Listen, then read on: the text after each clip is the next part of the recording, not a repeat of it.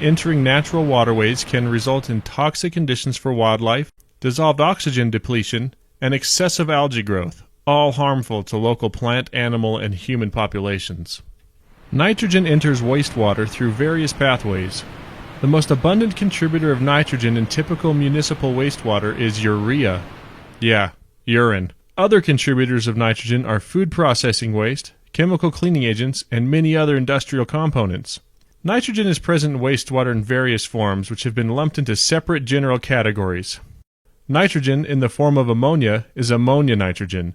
There is also nitrite nitrogen and nitrate nitrogen, which are usually formed during the actual biological processes at the wastewater treatment plant.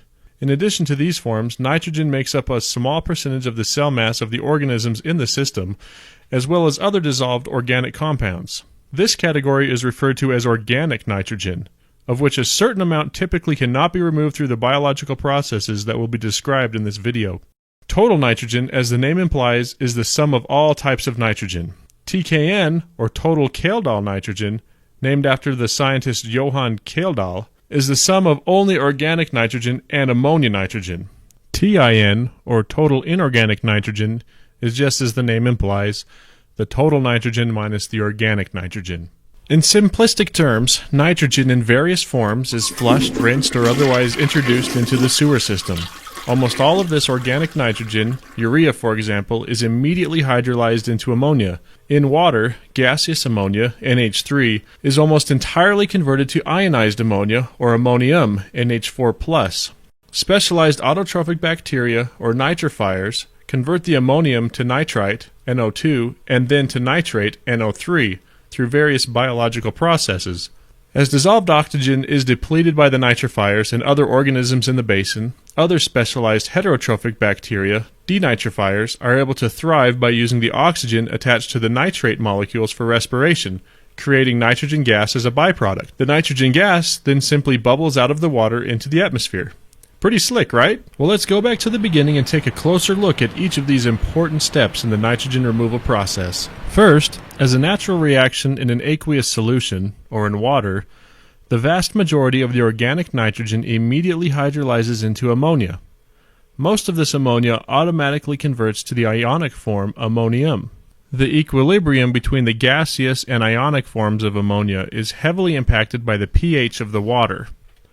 A more acidic solution will favor the ionic form ammonium. A more basic will favor the gaseous form ammonia. Since wastewater typically ranges between a pH of 6 and 9, almost all of the ammonia will be in the ionic form. Since ammonia testing accounts for both forms, ionic and gaseous, it is not necessary to worry about each form separately. No bacteria is necessary for this conversion, it just happens. The next step in the process consists of converting ammonium to nitrite and then nitrate. This two-step process is usually lumped into one term, nitrification. This step is facilitated by a specialized autotrophic bacteria. So what does autotrophic mean? There are two broad categories for how organisms obtain carbon required for growth, autotrophs and heterotrophs. Autotrophs are able to obtain their carbon from non-organic sources, such as carbon dioxide and the alkaline bicarbonate. Plants are good examples of how this is done. Heterotrophs, on the other hand, require organic sources of carbon. Essentially, heterotrophs get carbon by consuming other organic compounds, humans and animals being good examples.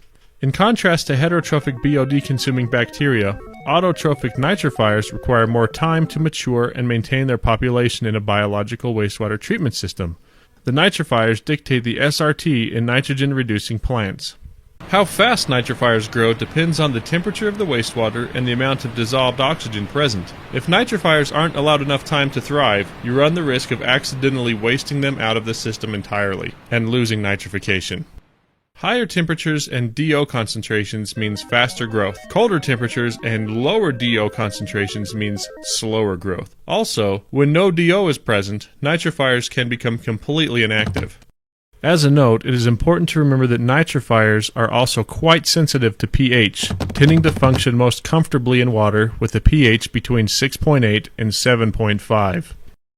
Once a healthy population of nitrifiers has developed in your system, the first step, performed largely by a group of bugs known as ammonia oxidizers, will take the ammonium and DO and convert it into acid, water, nitrite, and energy. If your system doesn't have adequate alkalinity, the acid produced here could create inhospitably acidic conditions for the bacteria, resulting in major process hiccups including loss of nitrification. The water produced is absorbed in the system, the nitrate moves on to the next step, and the energy is used by the bacteria to grow and multiply. The second step, for which a group of bugs known as nitrite oxidizers is largely responsible, takes that nitrite and more DO and converts it into nitrate and energy. This conversion from ammonia to nitrate is nitrification. Typically, full nitrification is observed when ammonia concentrations are reduced to less than 2 milligrams per liter and nitrite concentrations to less than half a milligram per liter. As mentioned, nitrification is a very oxygen-hungry process. As a comparison, in order to remove 1 pound of BOD, 1.2 pounds of oxygen are required. However, to reduce 1 pound of ammonia to nitrate, 4.6 pounds of oxygen are required. Since getting dissolved oxygen into wastewater is a very energy-intensive process, it would benefit every treatment plant's electrical bill if they didn't aerate more than they needed to. Over-aerating does nothing to improve the process. It really is flushing money down the toilet. After nitrification, the nitrogen is still in the system, mostly as part of the bugs and in the form of nitrate. Though not as toxic as ammonia, nitrates can still contribute to eutrophication and if released into a source supplying drinking water, can endanger human populations, specifically infants, causing what is known as blue baby syndrome, by interfering with blood oxygenation. The final step in completely removing nitrogen from the system is called denitrification. Since nitrification is converting ammonia to nitrate, one could think that denitrification is simply the reversal of this process. Confusingly, yet fortunately, this is not the case. Denitrification is performed by a specialized heterotrophic bacteria. These guys require some pretty specific conditions to perform this step. First of all, they need some food, or BOD. In order to oxidize that food, they need oxygen. Their easiest and first choice for oxygen is DO. If there is no DO present, however, they look to alternative sources, such as nitrate. These specialists have the ability to strip the oxygen from nitrate molecules to satisfy their needs. This critical environment where DO is not present, yet nitrates are, is referred to as anoxic, and is absolutely required for denitrification.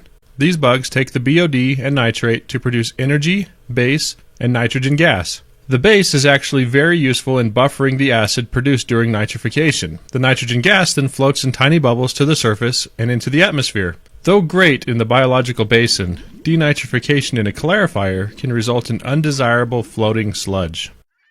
There are many alternative strategies for developing anoxic conditions.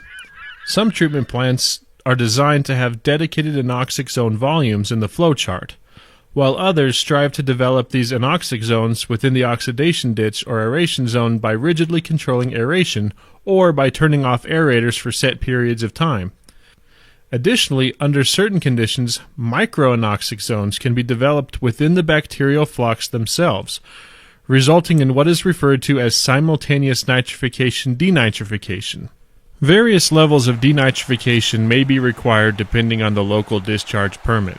However, full biological denitrification typically results in only 1 to 3 milligrams of nitrate in the effluent stream.